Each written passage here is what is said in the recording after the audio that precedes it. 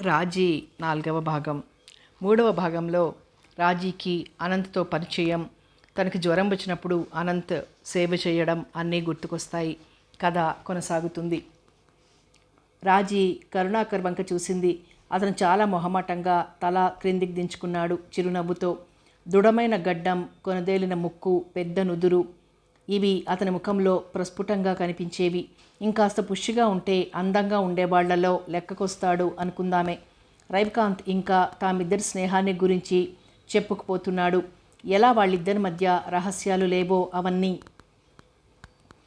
ఆమెకు కంగారు పుట్టుకొచ్చింది. కొంపదీసి తనకి రవికాంత్కి ఉన్న కొద్దిపాటి పరిచయం గురించి కూడా అతనికి తెలిసిపోలేదు కదా అని. కాఫీ తేవడానికి లేచింది. ఇప్పుడు కాఫీ వంకతో ఒక అరగంట వంటింట్లో కూర్చుంటే ఇక్కడ మేమేమవ్వాలి, ఇప్పుడేమి వద్దు అంటూ అడ్డుపడబోయాడు రవికాంత్. అతను అడ్డుకునే లోపలే ఆమె వంటిగది చేరింది. అక్కడికి వాళ్ళిద్దరి మాటలు వినబడుతున్నాయి. తనని గురించి, తన పాటను గురించి చెబుతున్నాడు రవికాంత్. పర్వాలేదు, ఇంకా ప్రమాదం ఏమీ జరగలేదు అనుకుందామే. కాఫీ ట్రేతో ఆమె లోపలికి రావటంతో ఇద్దరి మాటలు ఆగాయి. అరే, 5 నిమిషాలలోనే తెమిల్చేశారే అంటూ అందుకున్నాడు కప్పు రవికాంత్. కరుణాకర్కి 2వ కప్ అందించింది. బయట నుంచి ఏదో గోల వినిపిస్తే ఏమిటా అని చూడడానికి వెళ్ళింది కిటికీ దగ్గరికి. ఏమయ్యా, మమ్మల్ని ప్రశాంతంగా బ్రతకనివ్వదలుచుకోలేదా మీరు? ఎప్పుడూ ఏదో పెంటకం తెచ్చిపెట్టడమేనా మీ పని? ఇవాళ రైలు స్ట్రైకు, రేపు రోడ్డు రవాణా వారి స్ట్రైకు, ఎల్లుండి మరో స్ట్రైకు. మీరు కుర్చీలలో స్థిమితంగా కూర్చుని డబ్బు చేసుకోవడమే ప్రథమాశయంగా పెట్టుకుంటే దేశం ఏమయ్యేటట్టు అన్నాడు కరుణాకర్ ఇంగ్లీష్లో. అబ్బో, టాక్సీ డ్రైవర్ల స్ట్రైక్లా ఉంది చూస్తుంటే అంది వెనుదిరిగి రాజీ. అవును, అనుకుంటున్న సంగతే అన్నాడు కరుణాకర్. ఏమో, నాకేమీ బోధపడడం లేదు మీ పద్ధతి. ఇలా ప్రతిదానిని చిన్నాభిన్నం చేస్తే బాగుపడుతుందా దేశం? మీరంతా ఏం చేస్తున్నారు? అసెంబ్లీలలోనూ పార్లమెంట్లోనూ ప్రశ్నలు వెయ్యండి, మా తప్పులు సరిదిద్దండి వద్దన్నామా? మీరసలు తప్పులు చేస్తున్నాము అనుకునే స్థితిలో ఉన్నారా? మీరు చేసేవన్నీ ఒప్పులే కదా మీ దృష్టిలో. ఎన్ని ప్రశ్నలు వేస్తే మాత్రం ఏమిటి? ఒక్కదానికైనా సూటిగా సమాధానం చెప్పారా ఇంతవరకు? దేశమంతా మీ స్వంత ఆస్తి, ప్రజలంతా మీ బానిసలు. ఇన్నేళ్ల పాలనలో అధికార బలం మీ తలకెక్కింది. దానిని దించడమే మా ధ్యేయం. ఇది పెద్ద ఎత్తున అలజడి రూపంలో మొదలు కాకపోతే దేశంలో మీ పాలన పట్ల చెలరేగుతున్న వ్యతిరేకత అవగాహనలోకి రాదు మీకు. కోపంతో కరుణాకర్ ముక్కుపుటాలు అదురుతున్నాయి. మాట్లాడుతూ ఉంటే రాజీకి అతని మాటలు వింటుంటే ఆ క్షణాన తను కూడా ఆ ఆందోళనలో పాల్గొనాలన్నంత ఆవేశం కలిగింది. అతని మాటల్లోని తీవ్రత, ఆ తీవ్రత వెనుక ఉన్న నిజాయితీ ఆమెనంతగా కదిపాయి. తన మామయ్య, అతని స్నేహితుల మధ్య జరుగుతూ ఉండే వాగ్వివాదాలు మనసులో మెదిలాయి. ఆ వాసన తనకి ఉండడం వల్లనే కరుణాకర్ మాటలు తనని అంతగా కదిలించసాగాయి అనుకుంది.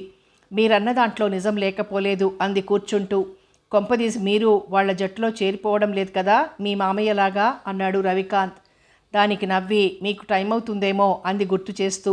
కరుణ, నిన్ను గెస్ట్ హౌస్లో వదిలేసిపోతాను, ఎంతసేపని కారులో కూర్చుంటావు అన్నాడు రవికాంత్ లేస్తూ. కారులోనే కూర్చోవడం దేనికి?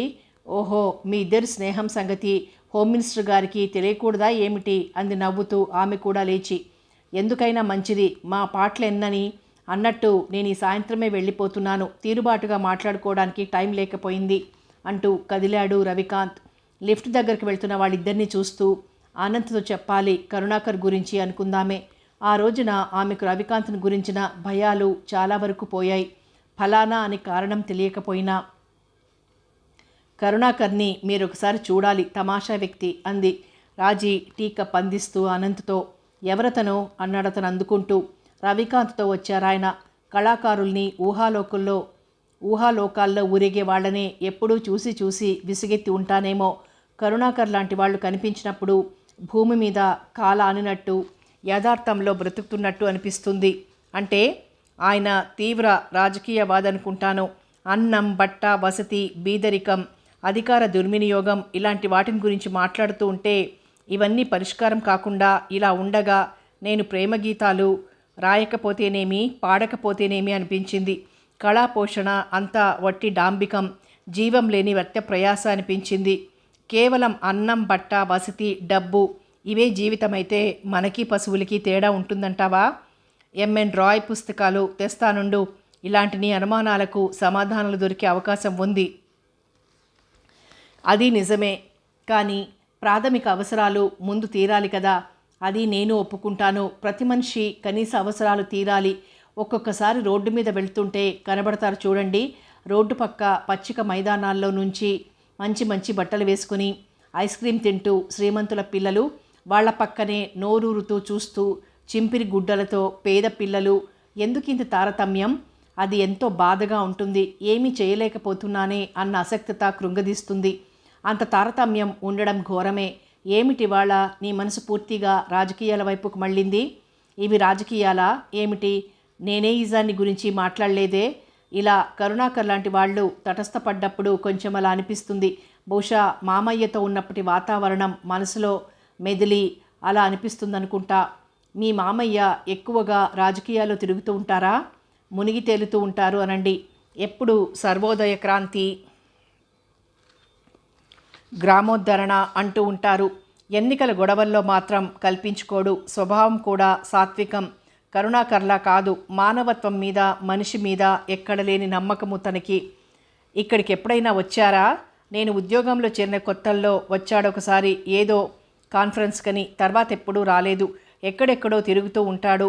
అమ్మ పోయి నేను ఇక్కడికి వచ్చేశాక హైదరాబాద్కు మకామెత్తేశాడు. ఆమె గత స్మృతుల్లో పడింది. మాట్లాడుతూనే అనవసరంగా పూర్వపు సంగతులన్నీ గుర్తుకు తెచ్చి బాధ పెట్టినట్లున్నాను అన్నాడు తను దగ్గరగా వచ్చి ఆమె తల నిమురుతూ. సారీ, నేనేదో ఆలోచిస్తూ ఉండిపోయినట్టున్నాను అందామె అతని చేతులు సవరిస్తూ. నీకు తేలికగా ఉంటుందనుకుంటే చెప్పు ఆ పూర్వపు సంగతులన్నీ. మీకంత తీరికేది? టైం అవుతోందేమో చూసుకున్నారా? నిజమే, ఇక వెళ్ళాలి. ఎప్పుడు చెబుతావు? మీకు వ్యవధి దొరికినప్పుడు, నాకు చెప్పాలనిపించినప్పుడు. ఈ రెండు ఒక్కసారి సమకూడినప్పుడు. అలాంటిది మీరిలా ఆదరాబాద్రా మీటింగుల మధ్య ఏ అరగంట కోసమో వస్తే ఎలా కుదురుతుంది?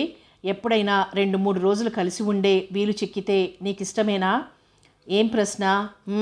అలాంటి వీలు ఈ జీవితంలో చిక్కుతుందనుకోను. ఎందుకంత నిస్పృహ?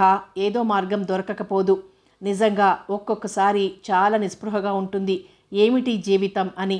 మనకేమి కావాలో మనకు తెలియనప్పుడు అయోమయం తప్పితే బాధ లేదు. మనకు కావాల్సిందేమిటో తెలిసి అది పొందే అవకాశం లేనప్పుడు మాత్రం మహా రంపపు కోతగా ఉంటుంది. అంత మరీ డీలా పడితే ఎలా చెప్పు? వీలైనన్ని సార్లు వచ్చి నేను చూస్తున్నాను. ఎక్కడికైనా 2-3 రోజులు వెళ్ళిపోయి కలిసి గడిపే అవకాశం రాకపోదు. ఎప్పుడూ ఎంతో ధైర్యంగా ఉండేదానివి. ఎందుకిలా పిరికిదానివైపోయా ఒక్కసారిగా? పైకి బింకంగా కనిపించగానే అది ధైర్యం అనుకుంటున్నారు. మీరు దగ్గర లేనప్పుడు చాలా అధైర్యంగా ఉంటుంది. ఎన్నెన్నో సందేహాలు పుట్టుకొస్తాయి. నేను చేస్తున్న పని సరైనదవునా కాదా అనే మీమాంస మొదలవుతుంది. నిజంగా నాకిలా బూటకపు బ్రతకడం ఇష్టం లేదు. చాలా కష్టంగా ఉంది. నాలో ధైర్యం సడలడానికి కొంత ఈ చాటుమాటు వ్యవహారం కారణం. ఇంకెలా నీకు ఇష్టమో చెప్పు. మా ఆవిడ్ని, సంసారాన్ని వదిలేసి నీతో ఉండిపోతే ఇష్టమా? లేదు, అలాంటి పని చేయమనడం లేదు నేను. ఒకవేళ నేనలా చేసినా నువ్వు సుఖపడలేవు.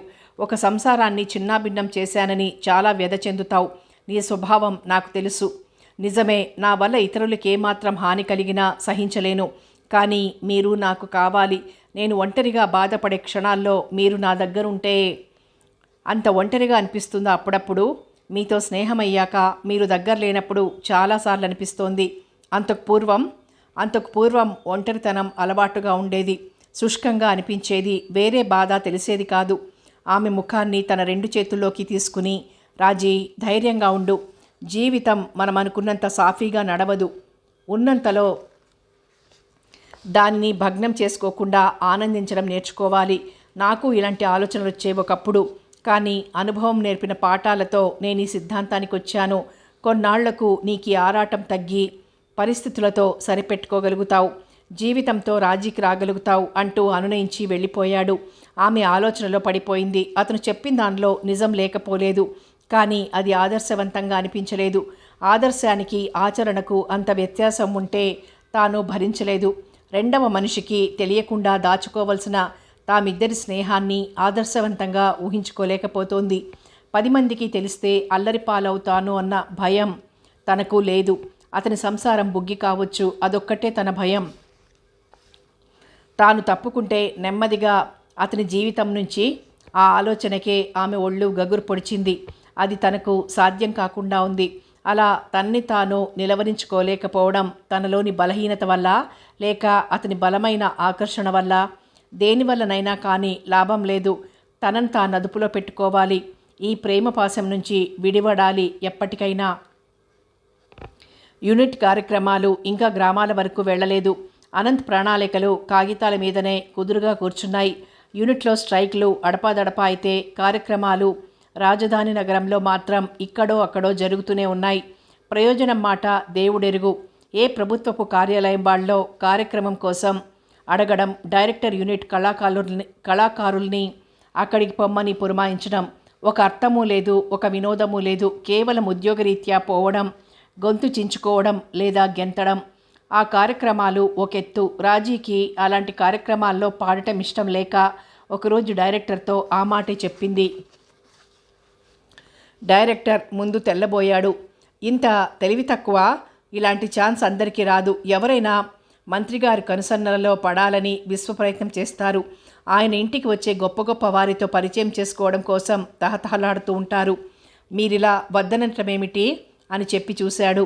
కుముద్ వచ్చి మంచి పని చేశావు, డైరెక్టర్తో నేరుగా చెప్పి, నిజానికి మనం ప్రైవేట్ కార్యక్రమాల్లో పాడాల్సిన అవసరం లేదు అంది. అయితే రాజీ వెళ్ళి నిరాకరించిన కార్యక్రమాలన్నింటికీ కుముద్ వెళ్ళింది. పెద్దల ఆజ్ఞ తప్పదు కదా అంటూ. రాజీకి చాలా అసంతృప్తి పెరిగింది పనిలో. అనంత్ ఒక రోజున పనిగట్టుకుని అడిగాడు, నువ్వు ఈ మధ్య మంత్రిగారింటికి వెళ్ళడం ఇష్టం లేదని చెప్పావా అని. మీదాకా ఎలా వచ్చింది? అయితే అన్నావన్నమాట. మీ డైరెక్టర్ చెప్పాడు. అక్కడెవరైనా పిచ్చి పిచ్చిగా ప్రవర్తించారా? ఈ మధ్య ఒక పార్టీలో పాట పాడి వచ్చి కూర్చున్నాను.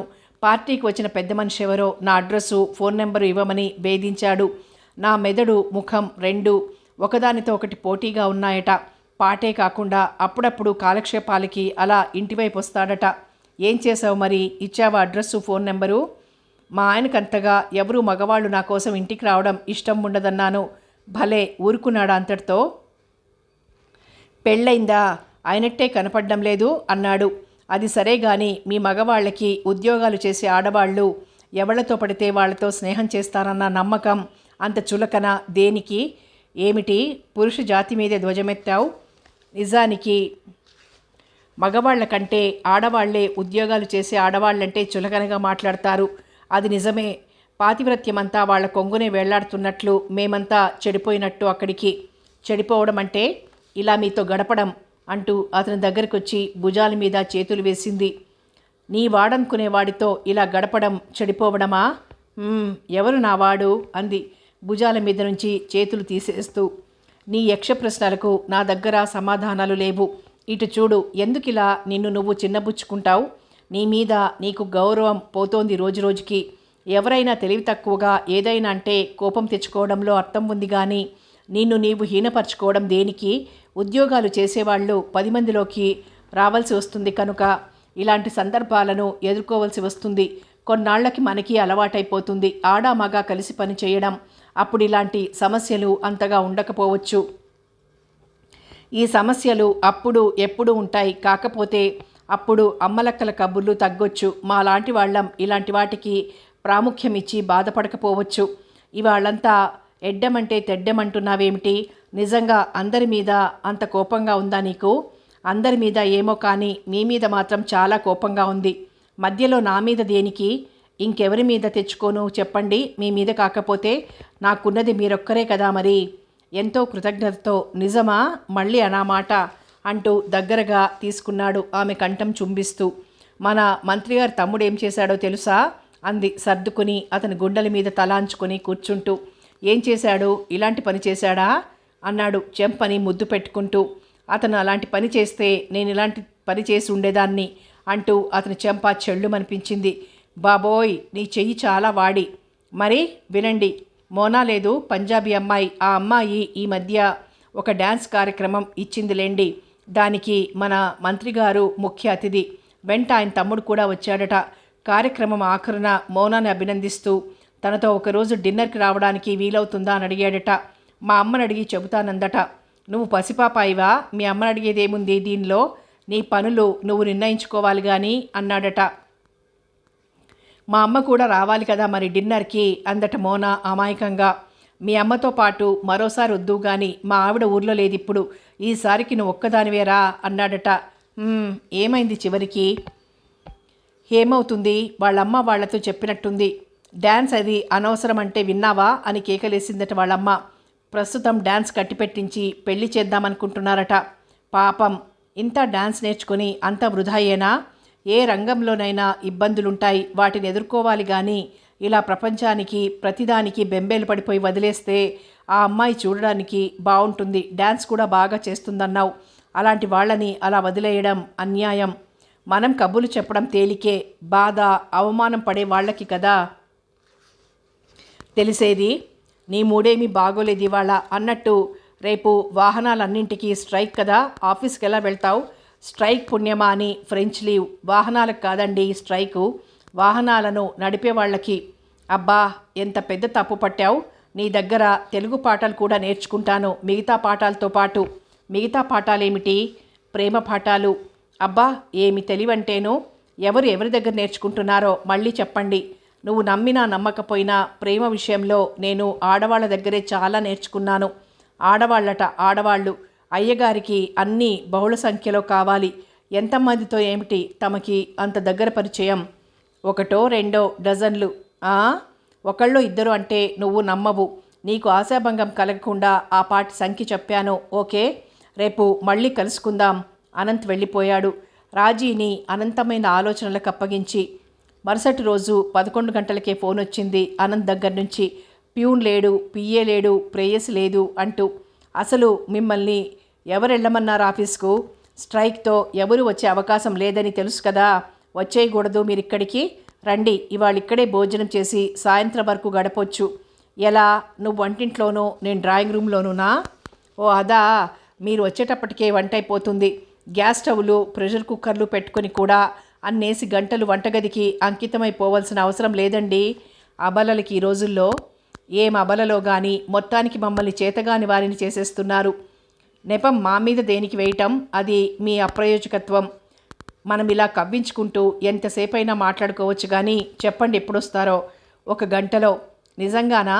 లాటరీలో గెలిస్తే గుండె ఆగినట్టుంది. నా పని నిభాయించుకోవడం కష్టమే.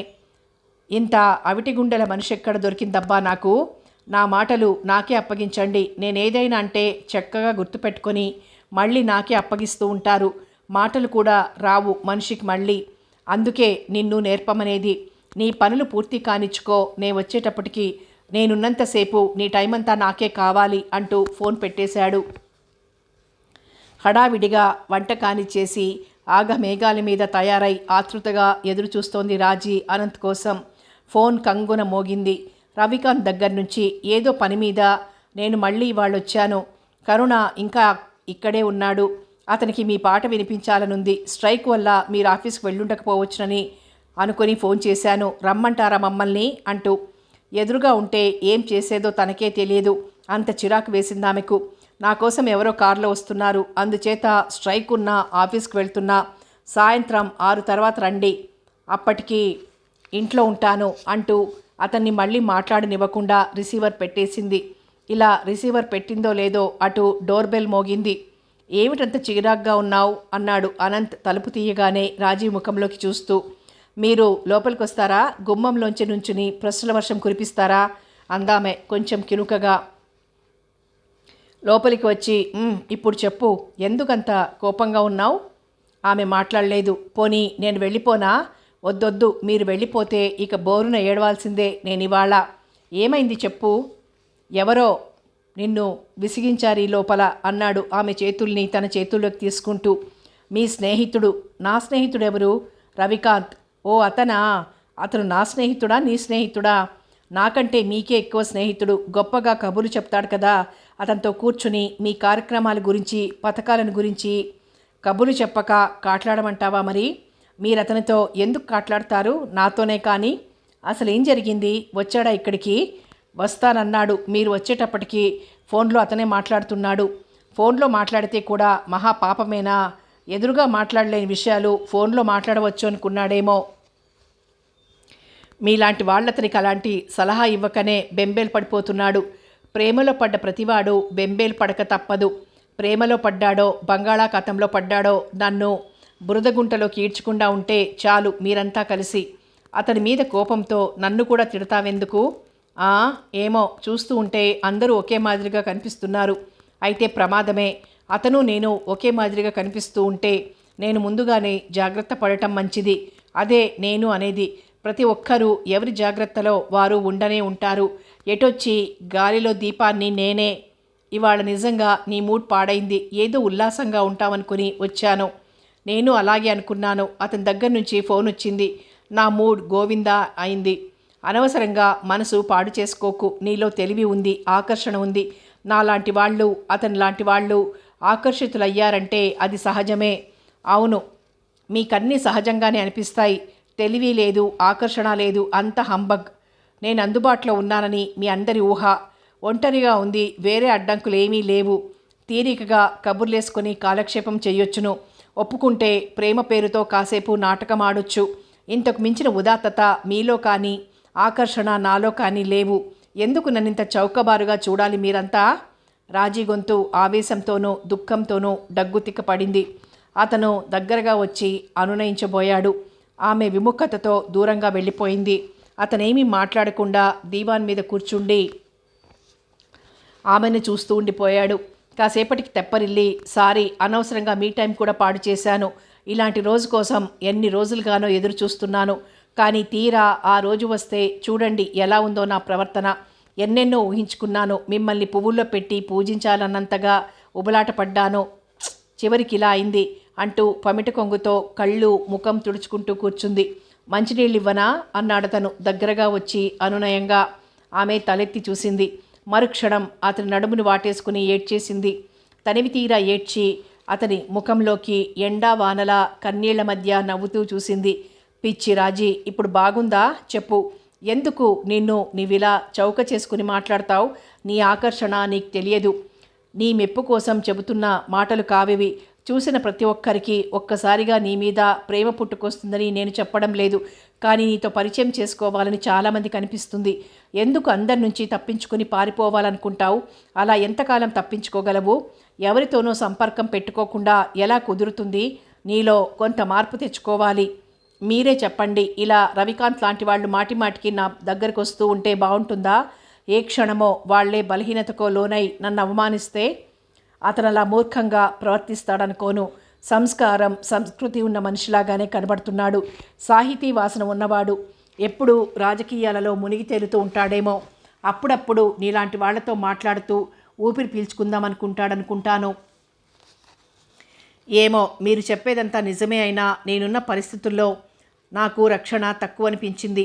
నీతో అసలు ఆ భయం పోవాలి ముందు. ఒకవేళ అతను ఏదైనా పొరపాటుగా మాట్లాడితే ఖచ్చితంగా చెప్పేయి. అలాంటివి సహించేది లేదని. అంతేగాని నువ్వింతగా గాబరా పడడం, మనసు పాడు చేసుకోవడం, బాధపడిపోవడం అనవసరం. అతనేదో నా ఇష్టానికి వ్యతిరేకంగా ఏదో చేస్తాడనే భయం నాకేమీ లేదు. అసలు నాతో అంత చనువుగా ఎందుకు మాట్లాడాలి? అంత చొరవగా ఉండడానికి ఎందుకు ప్రయత్నించాలి అని. అబ్బా, ఇక మర్చిపోదాం బాబు అతన్ని గురించి. ఆ మాటే నేను అనబోతున్నాను. ఎప్పుడో సాయంత్రం ఎదుర్కోవలసిన వ్యక్తిని గురించి ఇప్పటి నుంచి ఆలోచించి మనసు పాడు చేసుకుంటూ వర్తమానంలోని వ్యక్తిని వదులుకోవడం దేనికి అని. ఆహా, ఏమి ఉమర్ ఖయాం వేదాంతమండి అయ్యగారిది. తమరు వర్తమానంలోనూ ఉన్నారు, భవిష్యత్తులోనూ ఉంటారు, భూతకాలంలోనూ ఉన్నారు. మీరు నా మనసులో ఎడతెగని నేపథ్య సంగీతంలాగా ఏ పని చేస్తున్నా అహర్నిశలు ఉండిపోతారు. అతని కళ్ళల్లో కృతజ్ఞత తడి చేసుకుంది. రాజీ, ఆవిడ ఒకప్పుడు ఇలాగే అంది, నేను లేని బ్రతుకు నిరర్థకమని. నేను లేని బ్రతుకు తాను ఊహించుకోలేనని. ఆ రోజుల్లో నిజంగా ఆవిడ మానసిక పరిస్థితి అలాగే ఉంది. ఆ ఉధృతం ఎల్లకాలం అలానే నిలిచిపోతుందనుకోవడం పొరపాటు. నిలిచిపోలేదని బాధపడడం అంతకంటే పొరపాటు. ఒకప్పుడు ఇలా అన్నావు, ఇప్పుడేమిటి నువ్విలా ఉన్నావు అని అడిగితే అది అన్యాయమే అవుతుంది. నువ్వు ఈ ఉధృతం నుంచి తేరుకుంటావు. నాకు నిజానికి నువ్వెల్లకాలం నేనంటే ఇంత పిచ్చిగాను ఇంత మమతగాను ఉండిపోవాలనే ఉంది. కానీ రాజీ, అది సాధ్యం కాదు. అంత మాత్రం చేత నువ్వు నన్ను ప్రేమించడం మానేస్తావని కాదు. అప్పటి ప్రేమలో ఈ ఉధృతం, బాధ ఉండకపోవచ్చు. ఈ ఆరాటం లోపించవచ్చు. అంత మాత్రం చేత నువ్వు నాకేదో అన్యాయం చేశావనుకోను. అతను చెప్పుకుపోతున్నాడు. ఆమె దగ్గరికి వచ్చి అతని చెంపలు నిమురుతూ, ఆవిడలో మార్పు వచ్చిందని మీకు బాధగా ఉందా? నిజంగా ఆవిడ మీరంటే ఒకప్పుడు అంత ప్రేమగా ఉండేదా? అంది. యూ ఫూల్, ఇప్పుడు ఆవిడ్ని గురించి మాట్లాడింది బాధతో కాదు, ఒక ఉదాహరణగా చెప్పాను. పుస్తకాలలో చదివే శాశ్వతమైన ప్రేమలో చలనం ఉండదు. జీవితానుభవంలో దొరికే ప్రేమలో చలనం ఉంటుంది. ఒకప్పుడున్న ఉధృతం మరొకప్పుడు ఉండకపోవచ్చు. ఒకప్పుడున్న ఆరాటం మరొకప్పుడు ఉండకపోవచ్చు. ఒకరి నుంచి ఒకరం వేరుగా జీవించలేం కనుక కలిసి చచ్చిపోవాలనుకునే వెర్రి ఆతృతతో వేగిపోయే జంట కాలక్రమేణా ఆ ప్రేమకు అలవాటు పడే స్థితికి వస్తారు. అది సహజం కూడా. ఒక్కొక్కసారి వారిద్దరి మధ్య ప్రేమ అలా ఉండగానే వారికి మరొకరి మీద కూడా ప్రేమ కలిగే అవకాశం ఉందా? ఉందేమో, నేను చెప్పలేను సరిగ్గా. పోనీ మీ ఉదాహరణే తీసుకోండి. మీకు ఆవిడంటే చాలా ప్రేమ, అయినా నేనంటే కూడా ఇష్టమే కదా రాజీ. నాకు ఆవిడ మీద ప్రేమ కంటే జాలే ఎక్కువేమో. ఆవిడ నన్ను ప్రేమించినంతగా నేను ఆమెను ప్రేమించలేకపోయాననుకుంటాను. ఆర్టిస్ట్ అవ్వడం వల్లనో లేదా ఆడవాళ్ళకి స్వతహాగా ఇలాంటివి తడతాయో మరి. ఆవిడ ముందుగా ఆ సంగతి గ్రహించి బాధపడింది. నా మీద కసితో కొంత, తనలోని సహజమైన అశాంతి వల్ల కొంత, తనకు తానై నిలవలేక ఆసరా కోసం వెతుక్కోవడం మొదలుపెట్టింది. అలాంటి సమయంలో నువ్వు నాకు కనిపించావు, నన్ను నీకు కట్టేసుకున్నావు అన్నాడు ఆమె గుండెల్లో ముఖం పెట్టుకుంటూ. ఇటు కొంచెం జాగ్రత్తగా విను, నీతో ముఖ్య విషయం ఒకటి మాట్లాడాలి అన్నాడు అనంత్ భోజనం తర్వాత వక్కపొడి నములుతూ. ఏమిటో అంత ముఖ్య విషయం అంటూ ఎదురుగా వచ్చి కూర్చుంది రాజీ చేతులు తుడుచుకుంటూ. నువ్వు 6 నెలలు నన్ను వదిలేసి ఉండాలి. చెప్పు, అందుకు సిద్ధమేనా? ఊహు, హాయిగా విదేశాలు తిరగొచ్చు, కొత్త కొత్త మనుషులు, కొత్త కొత్త దేశాలు. మీరు నాకెప్పటికప్పుడు కొత్తగానే కనబడతారు. భలే మాటలు నేర్చావు. కానీ సంగీత అకాడమీ తరపున ఒకరిని లండన్లో ట్రైనింగ్ కోర్స్కి పంపుతారట. చాలా దేశాల ప్రతినిధులు వస్తారట అక్కడికి. ఆ సెలక్షన్ కమిటీలో మన మంత్రి గారు ఒక మెంబరు, నేనొక మెంబర్ని. అందుక నిన్ను అడిగారు మంత్రిగారింట్లో పాడమన్నావా అని. పర్వాలేదులే, ఇంకా ఆయన దాకా చేరలేదా వార్త? చేరితే నన్ను సెలెక్ట్ చేయరనా? చెప్పలేం. అధికారం చేతిలో ఉన్నప్పుడు ఎవరి బుర్రలు ఎలా పనిచేస్తాయో. అయితే వెళ్ళి పాడాలంటారా నేను వాళ్ళింట్లో? అది నీ ఇష్టం. ఇష్టం ఉంటే పాడు, లేకపోతే లేదు. నాకు పాడాలని లేదు. ఆయన మంచాయనే, కానీ ఆయన ఇంటికి రకరకాల వాళ్ళు వస్తూ ఉంటారు. అందరికీ విలువలు తెలియవు. పాడకైతే అది సరే, నేను చెప్పిన సంగతి అప్పుడే ఎవరికీ చెప్పకు. మనతో కలిసి తిరిగేవాళ్లే మన వెనక గోతులు తవ్వుతూ ఉంటారు. మనతో కలిసి తిరిగేవాళ్ళంటే గుర్తొచ్చింది. కుముదంటే మీ అభిప్రాయం ఏమిటి? ప్రత్యేకంగా నేనెప్పుడూ ఆలోచించలేదు ఆవిడ్ని గురించి. మా ఆవిడ దగ్గరకు వస్తూ ఉంటుందనుకుంటా. కనిపించినప్పుడల్లా అతి శ్రద్ధగా నమస్కారం పెట్టి మాట్లాడుతూ ఉంటుంది. చంద్రాని గురించి. చంద్ర ఎవరు? ఓహో అతనా? ఈ మధ్య ఇరాన్ పంపించారు కుముద్తో పాటు. మీ యూనిట్లో వాళ్ళందరితో నాకంతగా పరిచయం ఏర్పడే అవకాశం లేదు కదా. అది నిజమేననుకోండి. మీరు ఆకాశాన కదా కూర్చునేది, అలాగే ఉంటుంది. నువ్వు నా స్థానంలో ఉంటే తెలిసేది ఆ మజా ఏమిటో. అయినా ఉద్యోగ హోదాలో వ్యక్తిగతమైన ఇష్టాయిష్టాలకు తావు తక్కువ కదా. అది నాకు తెలుసునండి. అందులో మీలాగా మంచి పేరు కోసం పాకులాడే వాళ్ళకి అసలుండదు. అంటే మంచి పేరు సంపాదించడం కోసం నేను చెయ్యాల్సిన పనులు కూడా చేయననా, లేక చేయకూడని పనులు చేస్తాననా? ఏమిటి నీ అభియోగం? నేనేం అభియోగం చేయడం లేదు మీ మీద. అయినా ఆ ట్రైనింగ్కు నన్ను పంపాలని మీకు ఎలా తట్టింది? నువ్వు దానికి సరిపడతావు కనుక. అక్కడ వివిధ దేశాలలోని లలిత సంగీత రీతుల్ని గురించి చర్చిస్తారట. వీలైతే ఒక రీతుల్ని మరొకరు తమ పద్ధతికి అనుగుణంగా మార్చడానికి ప్రయోగాలు జరుపుతారట. నువ్వు సరిగ్గా దీనికి సరిపడతావనిపించింది. మన మంత్రి గారికి కూడా నీ పాటలంటే ఇష్టం. మీరు నా మీద మొగ్గు చూపించి పంపారని ఎవరైనా నెపం వేస్తే అంత మాత్రాన నేను చేయవలసిన పని చేయకుండా మానను. నువ్వు మరొకరు ఒకే స్థాయిలో ఉంటే అప్పుడు బహుశా రెండో వ్యక్తి పేరు సూచించేవాడిని. అలాంటి నెపానికి ఆస్కారం ఇవ్వకుండా. క్రిందటిసారి మీ డైరెక్టర్ నిన్ను ఇరాన్ పంపాలని చాలా గట్టిగా పట్టుబట్టాడు తెలుసా. నేనే పడనివ్వలేదు. ఎందుకని? ఆ కార్యక్రమానికి నీకంటే కుముద్ సరిపడుతుందనిపించింది. ఆవిడ కొద్దో గొప్ప పాడడమే కాకుండా డ్యాన్స్ కూడా చేస్తుంది కదా, అందుకని. ఆమె అతనికి దగ్గరగా వెళ్ళి జుట్టులో వేళ్లు పోనిచ్చి, నిజం చెప్పండి, అప్పుడు మీకు ఈ ప్రోగ్రాం సంగతి తెలుసా అంది. చూచాయగా తెలుసు, కానీ అప్పటికి నిన్ను పంపాలన్నది ఆలోచనలో లేదు. నీకు నా మీద చాలా అపోహలున్నట్టున్నాయి. నా మంచి పేరు కోసం మరొకరి అవకాశాన్ని చేజేతులా నేనెప్పుడూ చెడగొట్టను. మంచి పేరు తెచ్చుకోవడం కోసమే నిన్ను నేను ఇరాన్ పంపకుండా అడ్డుపడ్డానని అనుకుని ఉంటావు, అవునా అన్నాడు ఆమె చేతుల్ని జుట్టులోంచి తీసి ఒళ్ళో పెట్టుకుంటూ. ఆమె మౌనంగా ఊరుకుంది. ఇన్ని రోజులు నన్నెందుకు అడగలేదా సంగతి? ఏమని అడగను? మీరెందుకు పంపలేదని అడగనా? అలా కాకపోతే ముందే నిన్ను పంపమని అడిగి ఉండొచ్చు కదా. ఒకవేళ నేను అడిగితే పంపేవారా? దీనికి నువ్వు సరిపడవు, నీకు సరిపడే అవకాశం వచ్చినప్పుడు పంపుతాను అని ఉండేవాడిని. నేను అలా అడుగుతానని అనుకున్నారా? నువ్వు అలా అడిగే మనిషివి కావని తెలిసే నేనే ముందు నీకు చెప్పాను ఇవాళ తయారుగా ఉండమని. నిజానికి అంతా అయిపోయింది. ఇవాళ ఆఫీస్కి వెళ్తే నీకు ఆర్డర్ అంది ఉండేది. అంతవరకు రాకపోతే నీకు ఇంత ముందుగా ఎలా చెప్పేవాడిని? భలే మనిషి మీరు. ఎక్కడికక్కడే అర, పై ఉద్యోగిగా ఒక అర, స్నేహితుడిగా ఒక అర, అరల మనిషి. ఇంకా నయం మరమనిషిని అన్నావు కాదు. 6 నెలలు పూర్తిగా ఉండాలా? మధ్యలో వచ్చేయకూడదా?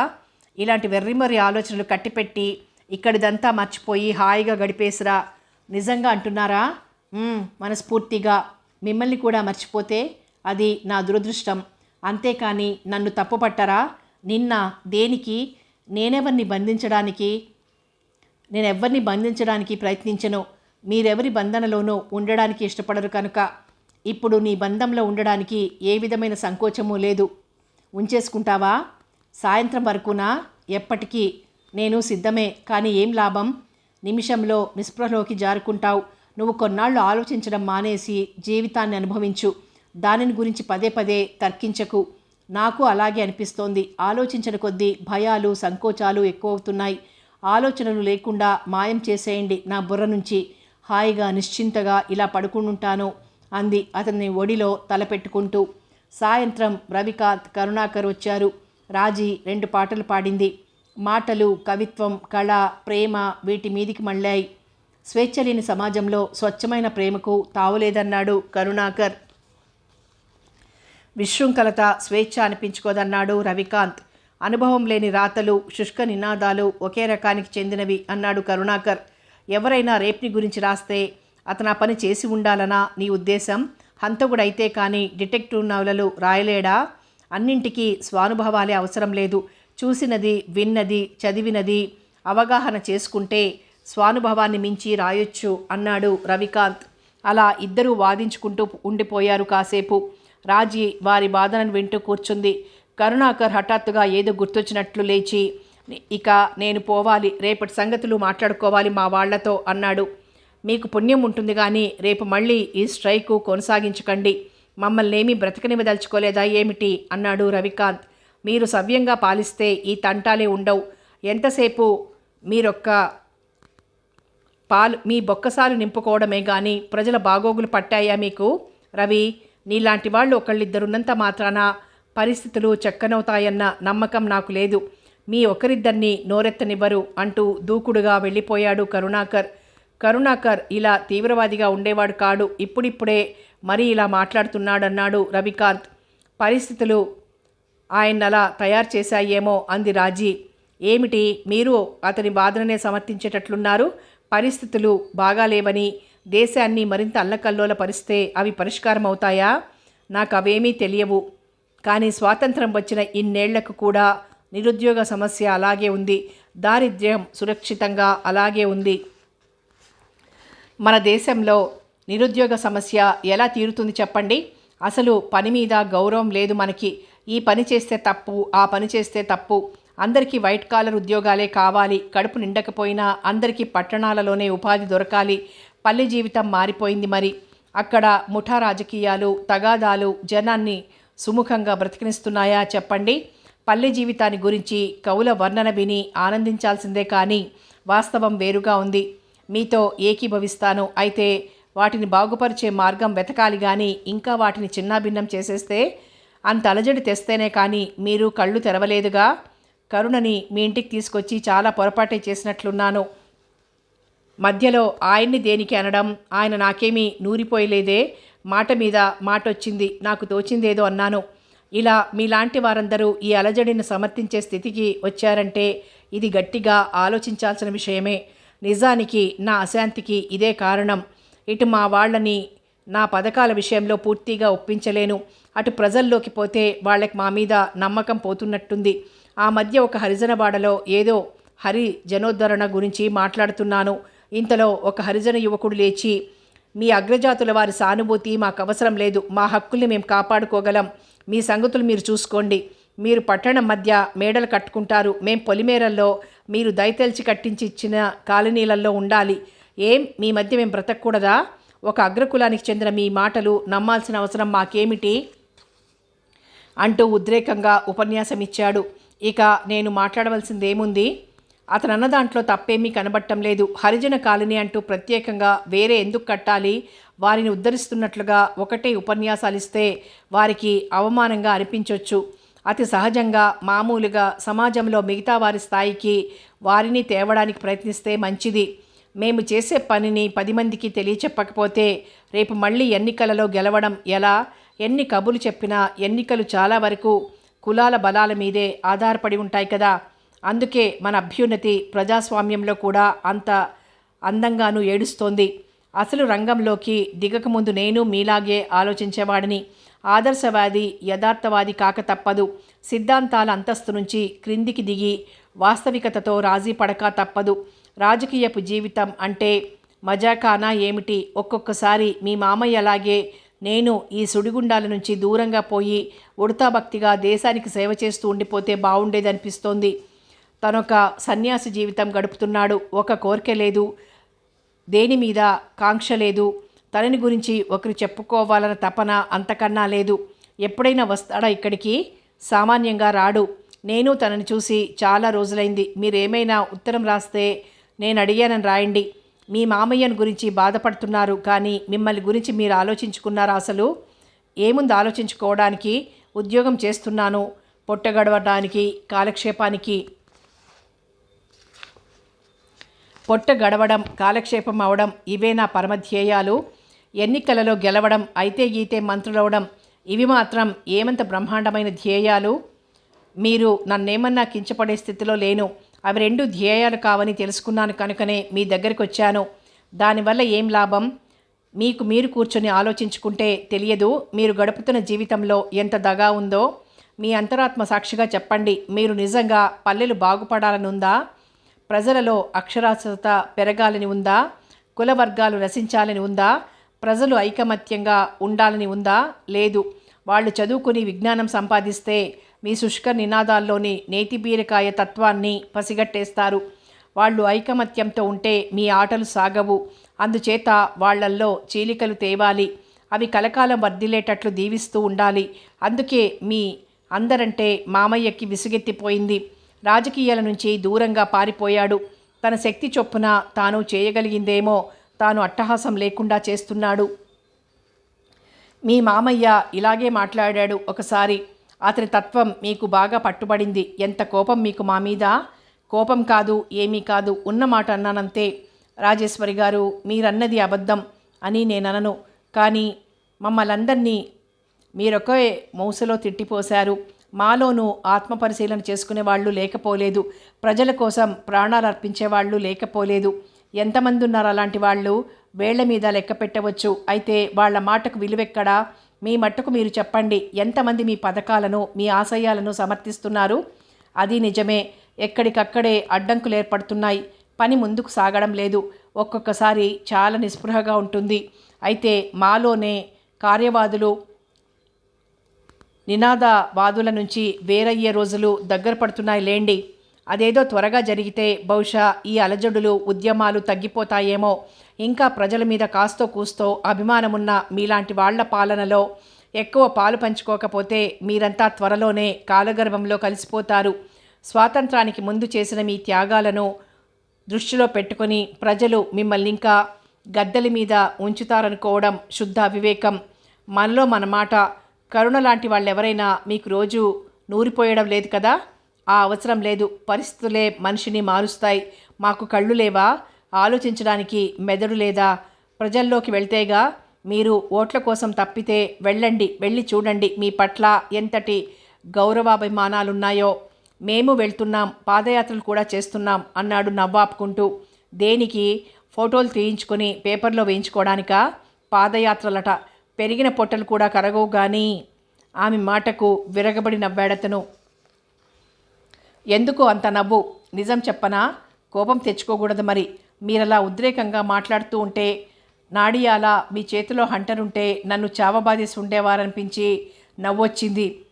నన్ను అవసరంగా కిలికి నాతో ఏదేదో వాగించి మీరు వినోదిస్తున్నారన్నమాట. ఇప్పుడు మాట్లాడిందంతా ఒక పాత్రతో మాట్లాడించి నాటకం రాసి మీ యూనిట్లో వాళ్ళతో వేయించరాదు. గ్రామంలో మా యూనిట్ వాళ్ళకి మీకు లేని గొప్పలు గానం చేస్తూ, మీరు చెయ్యని ఘనకార్యాలను కొనియాడుతూ, పాటలు పాడి డ్యాన్సులు చేయడానికి అడపాదడపా మహాభాగ్యం అనుకుంటూ మీలాంటి పెద్దల ఇళ్లలో జరిగే ప్రైవేట్ పార్టీలలో పాల్గొని మిమ్మల్ని తన్మయులను చేసి తాము ధన్యులవ్వడానికి వీటికే ఎక్కడి టైము చాలడం లేదు. గ్రామాలు లేవు, సైనిక స్థావరాలు లేవు. తెలిసిందా అండి? మీరు నిజంగా ఇవాళ చాలా కోపం మీదున్నారు. మమ్మల్ని చీల్చి చెండాడడమే ముఖ్య లక్షణంగా కనబడుతున్నారు. ఓహ్ సారీ, నాకు అనవసరం ఇవన్నీ. మీతో ఇలా మాట్లాడడం అంతకంటే అనవసరం. మాకు చాలా అవసరం. మీలాంటి వాళ్ళు ఇలా నిర్భయంగా ఉన్నదున్నట్టు చెప్తేనేగా మాకు కనువిప్పు కలిగేది. అన్ని కబుర్లు మీకెవరిని తెలియకనా? మీరెలా ప్రవర్తించినా చెల్లుతుందనే ధీమా. పోనివ్వండి. అబ్బా 8 అయింది, మీ భోజనానికి టైం అవడం లేదు. మీరు వస్తారా? ఎక్కడికైనా పోయి తిని వద్దాం. మన రాష్ట్రంలో అయితే ఎవరూ గుర్తించకుండా బయటికి వెళ్ళే ప్రశ్నే ఉండదు. ఇలా మీలా ఉన్నదున్నట్లు మాట్లాడే వాళ్లే కనబడరు.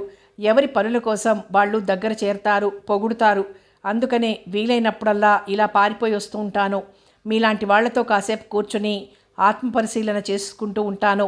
మీకేమీ అభ్యంతరం లేకపోతే ఇంట్లోనే భోంచేద్దాం. మళ్ళీ మీరు కష్టపడి వండాలి. ఎక్కువేమీ అవసరం లేదు. మధ్యాహ్నం చేసినవన్నీ ఉన్నాయి అలాగే ఫ్రిడ్జ్లో. అయితే ఇంకేం చేయకండి, అవే తినేద్దాం. మీరు నన్ను ఇక్కడ కూర్చోబెట్టి వంటింట్లో మగ్గిపోతారు. లేకపోతే నేను వంటింట్లో మగ్గేదానికంటే మీరు ఒంటరిగా ఈ గదిలో కూర్చోవడానికే ఎక్కువగా బాధపడుతున్నట్లున్నారు. రెంటికి ఏమైనా సరే మరో 1-2 కూరలు చేయకపోతే నాకు తృప్తి ఉండదు. అందుచేత మీరు పత్రికలు తెలియజేస్తూ ఉండండి. నేను త్వరగా ముగించేసుకొస్తాను. మీకు అభ్యంతరం లేకపోతే వంటగది ముందు కూర్చుంటాను. మీరేం మాట్లాడక్కర్లేదు. మీరు వంట చేసుకుంటూ ఉండండి. నేను పిచ్చాపాటి మాట్లాడుతూ ఉంటాను. నేను వినకపోయినా పర్వాలేదా? మహా చిక్కు మీతో. వినడమే కాదు, విని మీ అమూల్యమైన అభిప్రాయాలు కూడా ఇవ్వాలి అవసరమైనప్పుడు. బెండకాయలు తరుగుతోందామే. అతను కబుర్లు మొదలుపెట్టాడు. రేపు సాయంత్రం మీరేం చేస్తున్నారో చెప్పండి. భలే, ఇదా కబుర్లు చెప్పడం అంటే? ప్రశ్నతో మొదలుపెట్టారు. ఇది నాంది. చెబుదురు, మీకు పుణ్యం ఉంటుంది కానీ నాకు పుణ్యం గిణ్యం ఏమి వద్దు కానీ చెప్పండి. దేనికి? ఎందుకంటే ఇక్కడేదో సంఘం వాళ్ళు నన్ను పిలిచారు మాట్లాడమని కాదు, సన్మానం చేస్తామని. మీకెలా తెలుసు? మీకు దానితో సంబంధం ఉందా? నాకు దేనితోనూ సంబంధం లేదు. ఆ సంఘం వాళ్ళు ఈ మధ్య వచ్చి మీకు వాళ్ళు త్వరలో సన్మానం చేయబోతున్నారని, ఆ రోజు నన్నేదైనా పాడమని అడిగారు. అయితే నేను వస్తున్నానని తెలుసన్నమాట. త్వరలో వస్తారని, కానీ ఫలానాప్పుడు ఊడిపడతారని కాదు. మీరు చాలా కోపంగా ఉంది కదూ నా మీద, ఇలా మీ టైం అంతా పాడు చేస్తున్నందుకు. ఇంతకీ చెప్పండి, ఎందుకు అడిగారు? ఏమడిగాను? ఓహో అదా. ఇకనేం, మీరెలాగూ రేపు వస్తారు కదా, ఆ సంతాప కార్యక్రమానికో సన్మాన కార్యక్రమానికో. మీ ధోరణిలో మీరు గంటల తరబడి ఉపన్యాసం ఇచ్చుకుంటూ పోతే అది మాలాంటి వాళ్ళకి సంతాప కార్యక్రమంగానే పరిణమిస్తుంది. ఇంతకీ ఏమిటట మీకంత నమ్మకం? నేను ఎలాగో వస్తానని మీరేగా అన్నారు. వాళ్ళు అడిగారు అన్నాను కానీ నేను ఒప్పుకున్నానని చెప్పలేదుగా. కొంపదీసి ఒప్పుకోలేదా? నేను ఎవరి కొంప తీయలేదు, తీయదలుచుకోలేదు కూడా. ఒప్పుకోలేదు. నిజం చెప్పండి. వాళ్ళు నా పేరు చెప్పగానే మీరు పాడనన్నారు కదూ. అలాగెందుకు అనుకోవాలి? నాకెందుకో ఇలాంటి కార్యక్రమాలకి వెళ్ళబుద్ధి కావటం లేదు. ఎందుకని? మన రాష్ట్రంలోనే కాదు, ఇంత దూరం వచ్చినా పూర్వపు వాసనలు మనల్ని వదలడం లేదు. ఈ సంఘంలో వాళ్ళు, ఈ కులం వాళ్ళు, ఈ సంఘంలో వాళ్ళు, ఆ కులం వాళ్ళు అంటూ పిచ్చి పిచ్చిగా మాట్లాడుకోవడం వింటున్నాను. అందుకని పరమ అసహ్యం వేసి ఏ సంఘం వారికి పాడడం మానేశాను. మీ బాధ నేను అర్థం చేసుకోగలను. కానీ అన్నింటికీ దూరంగా ఉండిపోవడం ఒక్కటే నా ఉపాయం. పరిస్థితుల్ని చక్కదిద్దడానికి ఏదైనా మార్గం ఆలోచించాలి. నాకంతటి శక్తి లేదు. మీకు లేకపోతే మరెవరికుంది? మీరు పట్టించుకోరంతే. అసలు ఏదో నిర్లిప్తత పాతుకుపోయింది మీలో. నా మాట సరే కానీ ఏమిటో కబుర్లు చెప్తానన్నారు, చెప్పండి. ఇవి కబుర్లు కావా? సంఘాలంటే గుర్తొచ్చింది. నేను కొన్నేళ్ల క్రితం ఒక సంఘానికి అధ్యక్షుడిగా ఉండేవాడిని. మన రాజకీయాల పలుకుబడి ఉపయోగించి కొంత డబ్బు కూడా సేకరించాను ఆ సంఘానికి. డబ్బు ఎప్పుడైతే పోగైందో ఇక మా రాజకీయాలు ఎక్కడ వాటి ముందు కురుక్షేత్రంగా తయారైంది. ఇక వాళ్ళల్లో వాళ్ళు కాట్లాడుకోవడమేనా, నాకు గోతులు తవ్వడమేనా, ఎన్ని చేయాలో అన్నీ చేశారు. అన్ని అనర్థాలు డబ్బుతోనే మొదలవుతాయనుకుంటాను. మరి అది లేందే గడవదాయే. ప్రతిసారి ప్రతి చిన్న పనికి డబ్బు కోసం తడువుకోవడం దేనికి?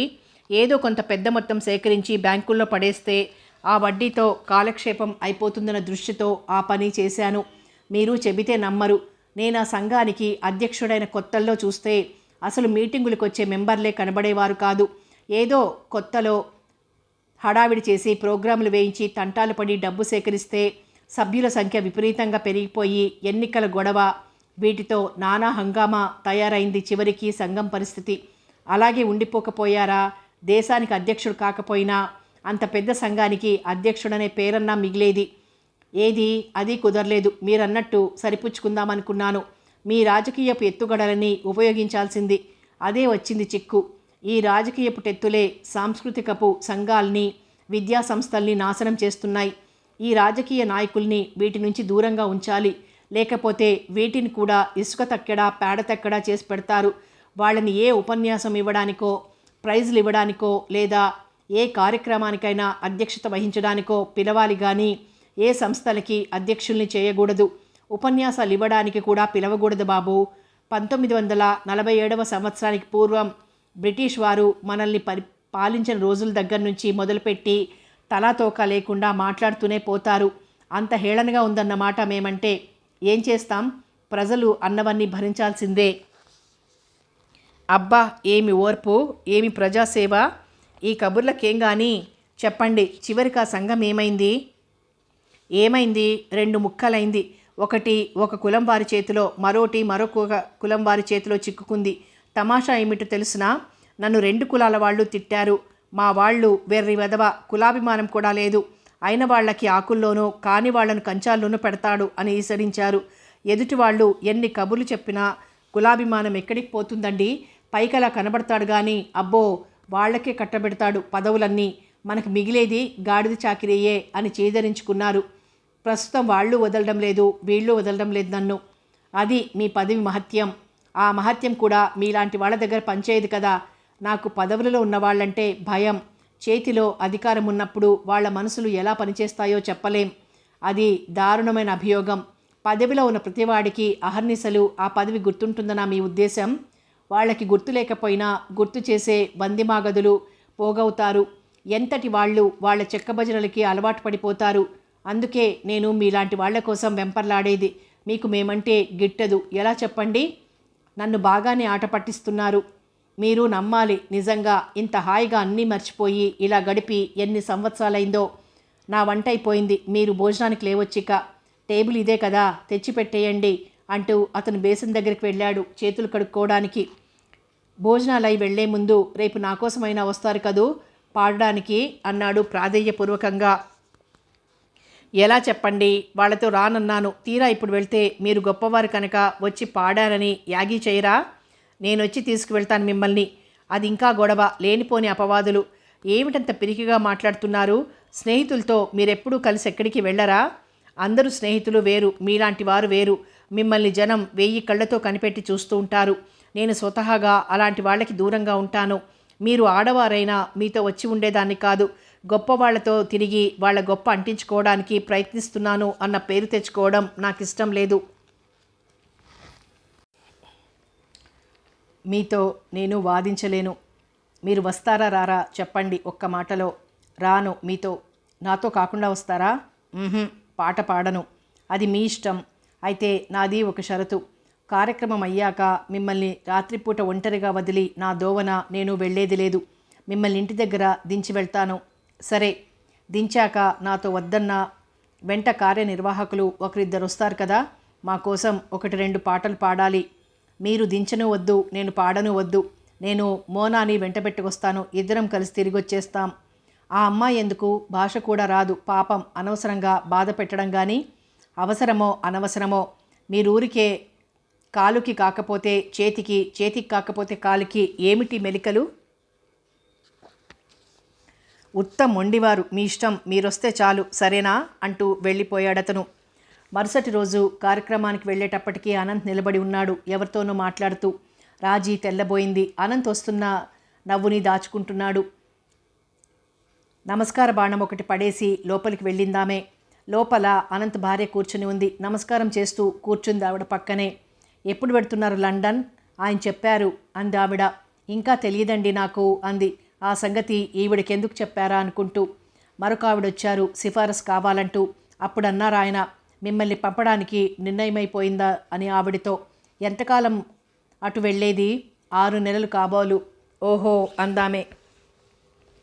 ఆవిడ ఓహో అన్న పద్ధతిని చూసి ఆ 6 నెలలైనా తన గురించిన బాధ తప్పుతుందని సంతోషిస్తున్నట్లుగా అనిపించింది రాజీకి. కారణం ఏమైనా ఆవిడ మూడ్ చాలా బాగున్నట్టుంది. మధ్య మధ్య మాటలు సాగిస్తూనే ఉంది. ఇంతలో అనంత్ రవికాంత్ అక్కడికి వచ్చారు. అనంత్ రవికాంత్కు తన భార్యను పరిచయం చేశాడు. పరిచయం అయ్యాక రవికాంత్ రాజీని పలకరించాడు. వచ్చారా అంటూ. అనంత్ రవికాంత్ వేదిక మీదికి వెళ్ళగానే, ఆయన మీకు ఇంతకు ముందే తెలుసా అని అడిగింది ఆవిడ రాజీని. ఆయన మా మామయ్య స్నేహితులు. మీ మామయ్య ఏం చేస్తుంటారు? సర్వోదయ వాళ్లతో ఉంటాడు. అంటే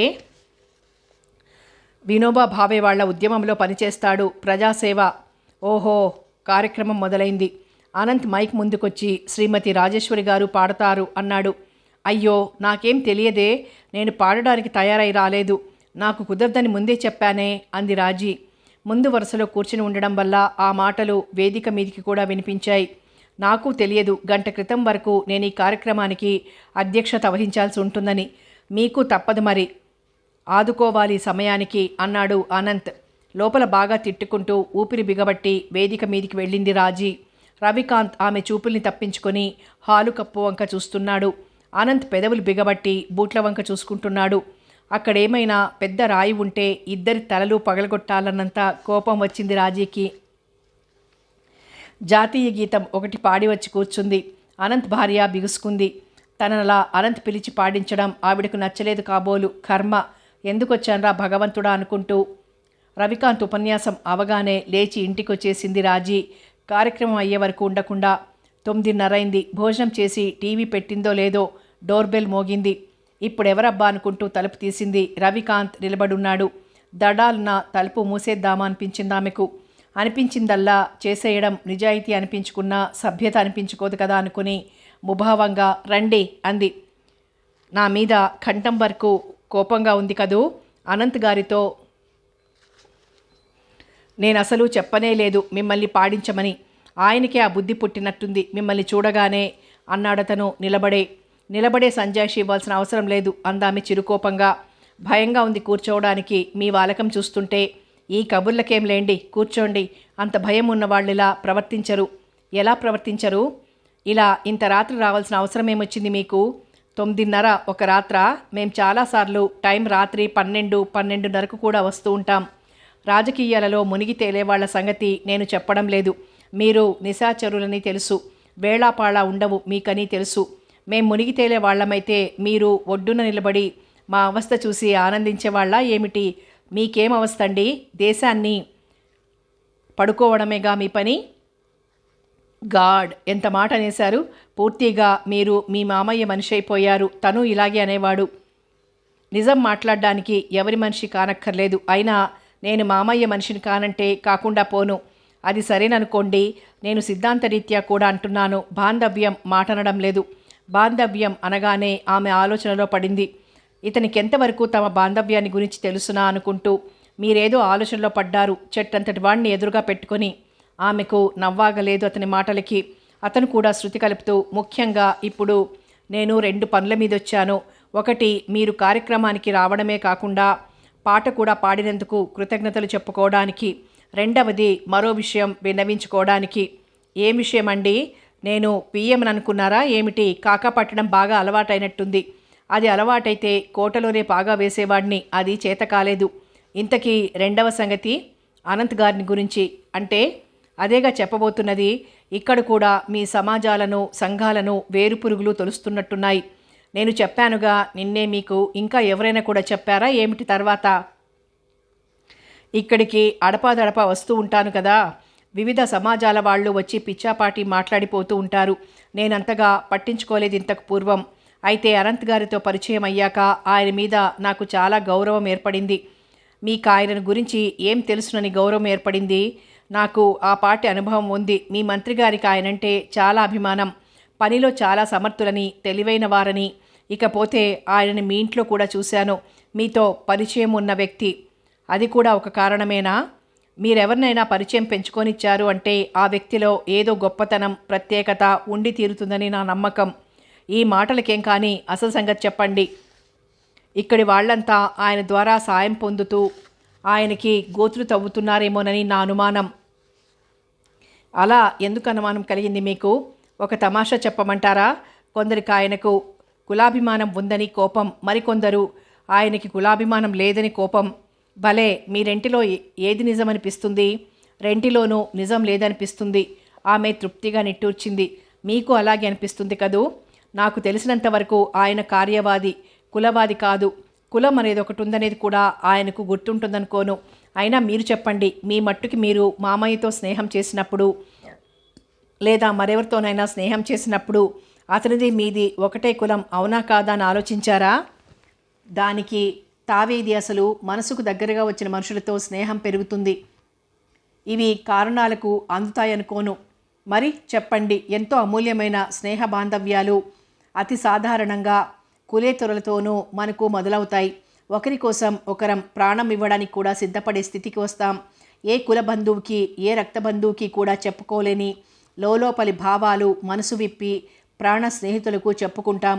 అయినా మళ్ళీ మామూలు విషయాల దగ్గర వచ్చేటప్పటికి కులాల తారతమ్యాలు ఎత్తుతాం. ఎందుకు మనల్ని మనం ఇలా ఇరుకున పరుచుకుంటామో అర్థం కాదు. నిజంగా నా మనసులోని భావాలను మీరు మాటల్లో పెట్టారు. కథ కొనసాగుతుంది.